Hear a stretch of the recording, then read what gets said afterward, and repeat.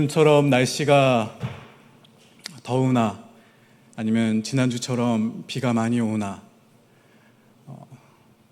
우리의 심령이, 우리의 상황이 어려울 때도 있고 힘들 때도 있고 기쁠 때나 슬플 때나 그 날씨와 같은 우리의 상황과 날씨와 같은 우리의 마음과 상관없이 주 앞에 날마다 가까이 나오는 여러분들을 주의 이름으로 축복합니다.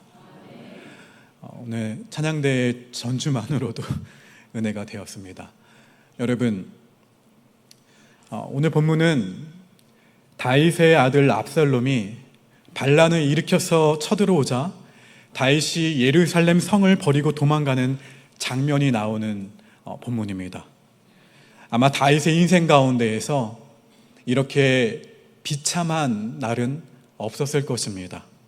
차라리 이전에 사울에게 쫓겨다닐 때에는 사울은 남이었지만 친자식에게 쫓겨서 도망칠 때의 다윗의 심정은 어땠을까요?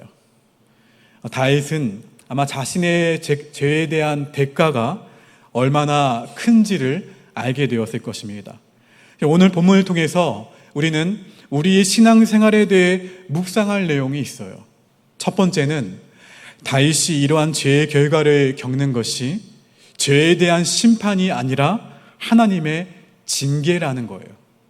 죄의 삭은 사망이에요. 죄의 심판은 기회가 없습니다. 그리고 돌이킴이 없어요.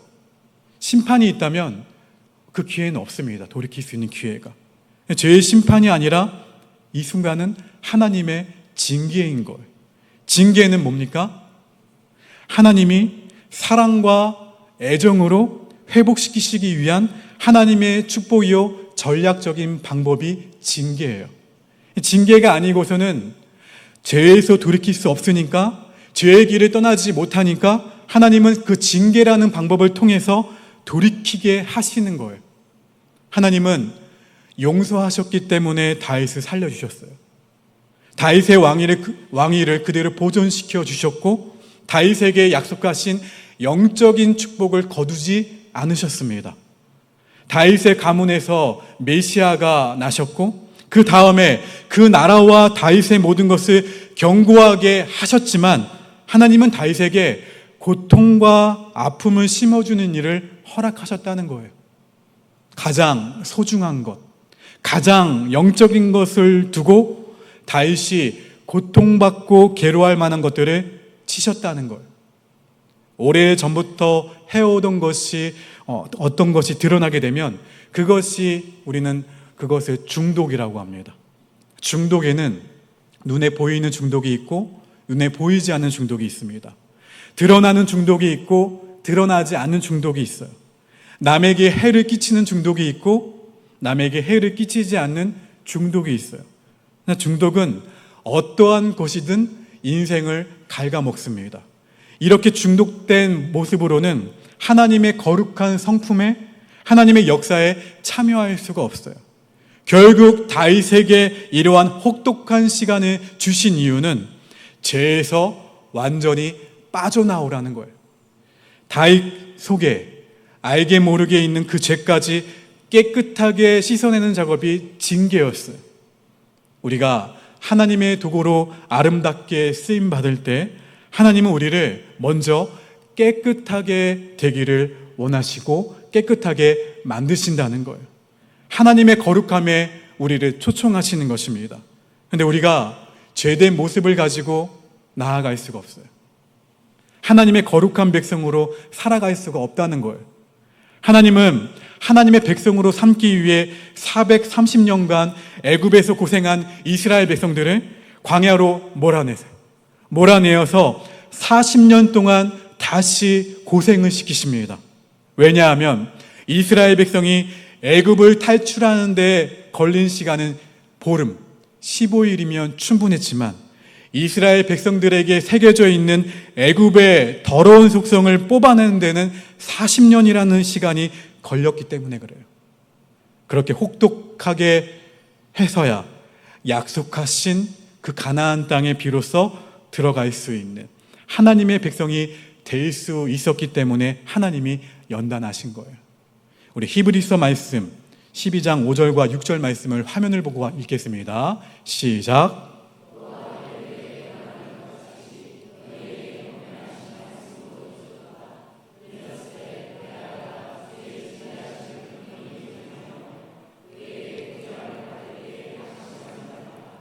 주께서 그 사랑하신 자를 징계하시고 그가 받아들이시는 아들마다 채찍질 하심이라 하였습니다.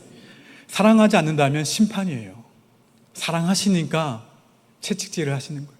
징계를 하신다는 거예요. 이어서 히브리서 12장 10절과 11절 말씀 읽어봅니다. 시작. 그들은 잠시 자기의 뜻대로 우리를 징계하였거니와 오직 하나님은 우리의 유익을 위하여 그의 거룩하심에 참여하게 하시느니라.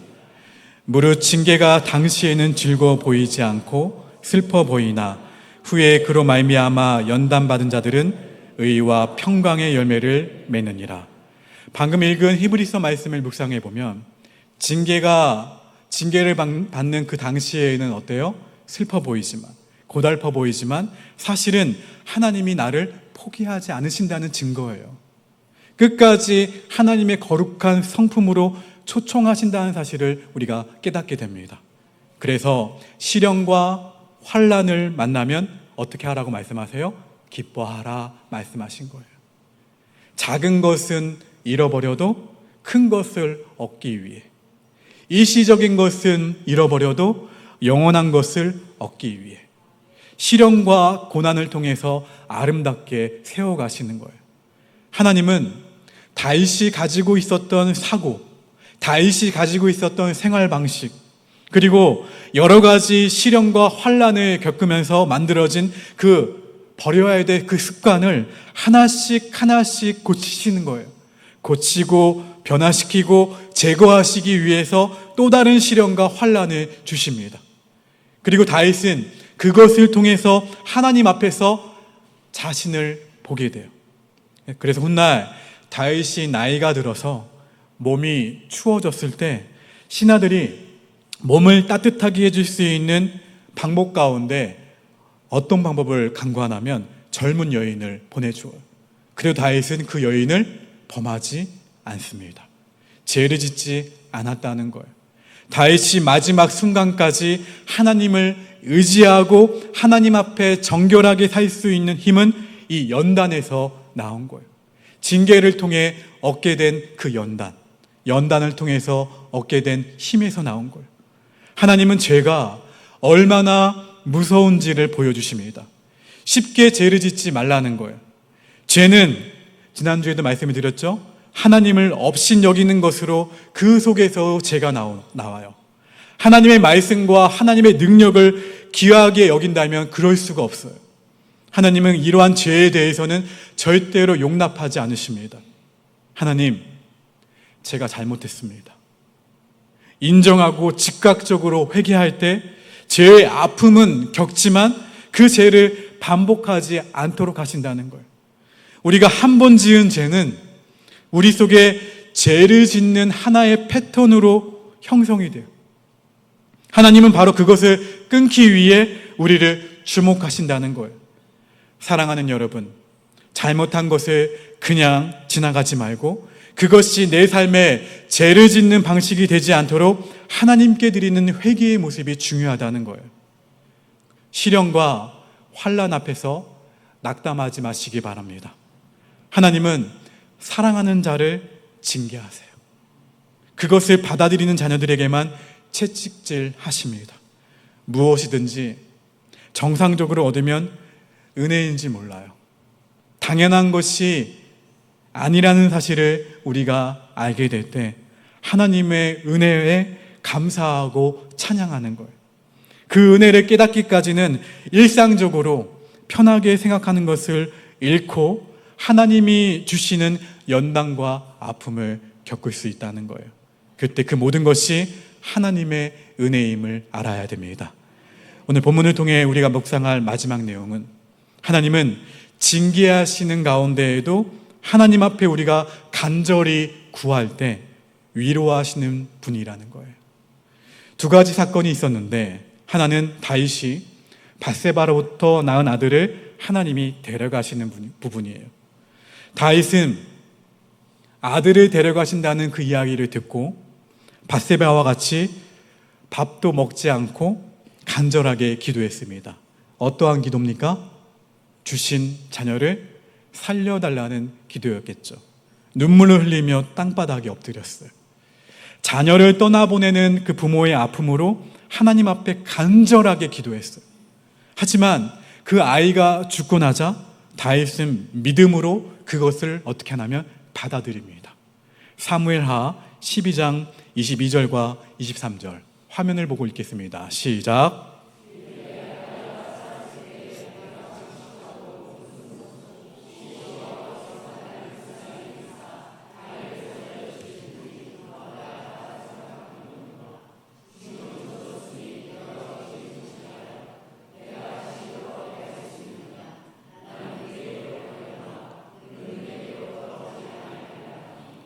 내가 만약 죽은다면 그 아들을 만나겠지만 그 아들이 이제 어떻다는 거예요? 내게 돌아오지 않는다는 것이죠. 그러나 하나님이 계획하시고 하나님이 징계하시는 것이라도 우리가 간절히 기도하고 부르짖을 때 하나님은 우리를 위로하십니다. 다윗과 밧세바를 위로하사 다시 아들을 주셨어요. 그 아들의 이름이 누굽니까? 솔로몬이에요. 하나님은 내가 너를 위로하고자 이 아들을 주는 것이라는 것을 보여주시기 위해 선지자 나단을 통해 아들의 이름을 여디디야라고 짓게 하셨어요. 여디디야. 이것은 하나님의 사랑을 입은 아들이라는 뜻이에요. 하나님의 사랑을 입은 아들. 그리고 하나님은 그 아들을 다윗의 왕조로 있는 왕으로 세우십니다. 또한 하나님이 주신 것이 있어요. 암몬 자손의 왕이 죽었을 때 다윗은 사절단을 보냅니다. 이 암몬 자손들이 사절단의 머리를 잘라요. 그리고 수염을 볼기가 나오도록 반쯤 깎아서 모욕감을 주어서 다시 다윗에게 돌려보냅니다. 그 후에 이스라엘의 유압 장군이 암몬 자손의 랍바를 점령하게 돼요. 옛날에는 점령한 장군의 이름이 역사에 기록이 되니까 유압이 다 점령한 뒤에 다윗에게 정가를 보내요. 다윗이여, 내가 다 해놓았으니까 오셔서 마지막 이 성을 점령하소서. 그래서 이 성을 유압이 점령한 것이 아니라 다윗 왕이 정벌한 것으로 남게 하십시오. 이것은 신하의 당연한 도리죠. 사실 이것도 하나님의 배려라는 거예요. 이방 민족에게 이러쿵 저러쿵 이야기를 듣지 않도록 하나님이 그 암몬을 제압하게 하시면서 다윗을 세워가신 거예요. 사랑하는 여러분, 하나님의 징계가 우리 가운데 있다 할지라도 우리가 할 일은 기도하는 거예요. 하나님께 끝까지 엎드려 기도할 때 하나님은 우리의 기도와 간구를 들으시고 우리를 위로하사 그 과정은 비록 아프지만 그것보다 더 귀한 하나님의 축복의 길을 활짝 열어주신다는 사실을 믿으시기를 바랍니다. 오늘 예배 나오신 분들 가운데 시련 가운데 계신 분들이 계십니까? 기도해도 그 기도가 응답되지 않으신 분들이 계십니까? 깨지는 한이 있더라도 끝까지 붙들면 하나님도 괴로워하세요. 우리가 자녀를 심하게 야단친 적 있으시죠? 혼내신 적 있으시죠? 저는 있거든요. 작은 아이는 그렇게 못하겠더라고요. 근데 큰 아이는 초보 아빠라 그런지 몰라도 되게 심하게 혼을 낸 적이 있어요. 물론 아이가 잘못을 했어요. 크게 혼을 낸 다음에 어떠한 마음이 바로 드냐면 잘해주고 싶은 마음이 바로 들어요. 이것이 어떠한 마음이에요? 부모의 마음이에요. 바로 하나님의 마음이기도 합니다. 여러분, 평소에 믿음으로 사는 것이 참 중요해요. 무슨 말이냐면 다윗이 압살롬으로부터 도망갈 때 똑똑하고 잘나고 괜찮은 사람들 다 어디로 간지 아십니까? 다윗을 따라갔을까요? 아니요, 다 압살롬에게 갔습니다. 그런데 이렇게 똑똑한 사람은 자신의 꾀에 자신이 속는 경우가 참 많아요. 그들은 재상까지는 못 갑니다. 탁월해서 어느 정도까지는 갈 수 있지만 그 이상까지 못 가는 경우가 참 많아요. 반면에 미련한 사람들 끝까지 못 갑니다. 끝까지 가요. 다윗이 그런 어려움을 당할 때 끝까지 남았던 사람은 오늘 본문에 나오죠. 광야에서 같이 있었던 600명이었어요. 이것이 진짜 공동체입니다. 우리가 실패하고 우리가 고통 가운데 있을 때 우리에게 끝까지 남은 사람이 어떠한 사람인가요? 믿음 가운데에서 그 고통을 나누고 내가 울 때 함께 울어주고 어려운 가운데 하나님의 비전과 꿈을 함께 보고 함께 기도한 사람들이 내 곁에 남는 사람들이에요. 평소에 가깝다고 살갑게 대해 주었다고 그 사람이 남는 것이 아니에요. 믿음으로 하나님 앞에 서로 진실하게 서 있는 사람이 그 믿음과 신앙 때문에 끝까지 우리 곁에 남아 함께 우리와 동행하는 거예요. 하나님은 그 믿음의 사람들을 통해 다윗을 회복시키셨습니다. 우리가 시련과 어려움을 당할 때 우리를 회복시키는 사람은 믿음의 사람인 것을 기억하시고 우리 옥복교회가 더욱 그러한 공동체가 되기를 주의 이름으로 축원합니다. 그래서 우리는 평소에 믿음의 생활, 믿음의 교제 안에 있으셔야 돼요. 오늘 본문에 블레셋 사람 이때가 나오는데 그는 아마 신앙 때문에 다윗 곁에 있었던 것 같아요. 왜냐하면 그의 고백 가운데 여호와의 이름이 나오기 때문에 그래요. 비록 이방인이었지만 하나님을 믿는 믿음 때문에 다윗을 찾아온 거예요. 그래서 다윗이 넌 이제 고향으로 돌아가라. 나는 내 인생이 앞으로 어떻게 될지 모른다. 내 인생은 예전처럼 또 도망 다녀야 될지 모른다 말합니다. 그러자 이때가 이렇게 말을 하죠. 본문 21절 말씀 다시 한번 읽겠습니다. 시작.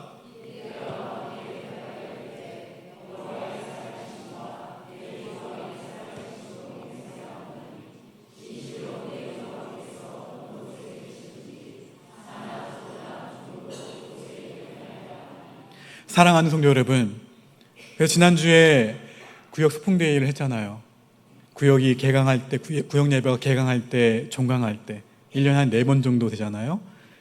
그리고 10월에 있을 체육대회든 그리고 신도회 중심으로 나들이든 평상시에 우리가 믿음 안에서 교제를 나누는 것이 참 중요하다는 거예요. 오늘 예배 후에도 바로 돌아가지 마시고 식사 맛있게 준비했으니까 식당으로 가셔서 맛있게 식사 가운데 교제를 나누세요. 옆 사람 보실까요? 한번 보세요. 주위를 한번 둘러보세요. 옆 사람만 보지 마시고. 오늘 누가 왔습니까? 시련과 어려움이 있을 때 우리를 회복시키고 우리와 함께할 사람들이에요. 그 사람들을 둘러보라고 말씀드린 거예요. 그리고 함께 어떠한 사람들이에요? 중보기도 하는 사람들이에요. 이렇게 함께 기도하고 함께 말씀을 나누는 옥복교회가 있다는 것이 참 복된 일입니다. 하나님은요, 한 번 마음 먹으시면 그 일을 행하시는 분이세요. 근데 그 하나님이 우리를 사랑하시고 포기하지 않으신다고 말씀하십니다. 지금도 우리를 붙드셔서 우리가 회개하면 용서해 주신다고 말씀하세요. 바로 이것이 다윗을 통해 보여주신 하나님의 은혜예요. 저와 여러분 모두가 하나님이 세워가시는 상 가운데 그 은혜를 누리며 살아갈 때 그 믿음의 사람들이 되시기를 주의 이름으로 간절히 축원합니다. 우리 이 말씀을 기억하시면서 함께 하나님의 은혜 고백하겠습니다.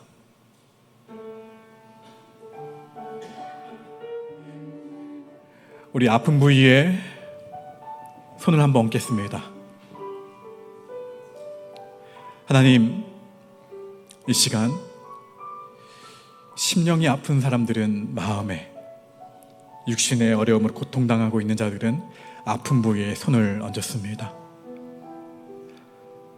저는 능력이 없지만 예수 그리스도의 이름에 능력이 있음을 고백하오니 이 시간 믿음으로 손을 얹은 모든 사람들의 부위에, 그 모든 부분에 하나님의 치유와 회복의 역사가 일어나게 될 줄로 믿사오니 주여 이들을 위로하시며 이들을 만져주시며 회복시켜 주시옵소서. 주 나사렛 예수 그리스도의 이름으로 명하노니 이들을 아프게 하는 심령의 아픔과 육신의 괴로움은 예수님의 이름으로 다 치유될지어다. 주님, 우리를 사랑하셔서 포기하지 않으시고 우리를 사랑하셔서 기다리시면서 우리에게 징계를 통해서라도 하나님께 돌아오라고 말씀하신 주의 명령 앞에 믿음의 사람들 우리 모두가 주 앞에 참되게 돌아가기를 소원합니다. 주님을 믿는다 하면서도 우리의 행실은 여전히 주님이 원하지 않으시는 모습대로 살아가는 모습이 참 많습니다.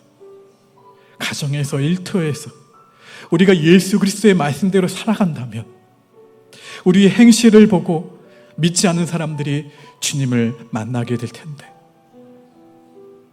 주님, 우리의 행실이 전도의 문을 막는 것이 아니라 우리의 행실이 우리를 통해서 주님을 바라보는 사람들이 많아질 수 있도록 오늘 주신 말씀을 붙잡고 나아갈 때 주님, 우리 모두가 예수 그리스도로 더 가까이, 십자가 복음을 붙들고 더 가까이 그 복음을 살아내는 삶이 되도록 역사하여 주시옵소서. 여호와는 내게 복을 주시고 너를 지키시기를 원하며 여호와는 그의 얼굴을 내게 비추사 은혜 베푸시기를 원하며 여호와는 그 얼굴을 내게로 향하여 두사 평강 주시기를 원하노라.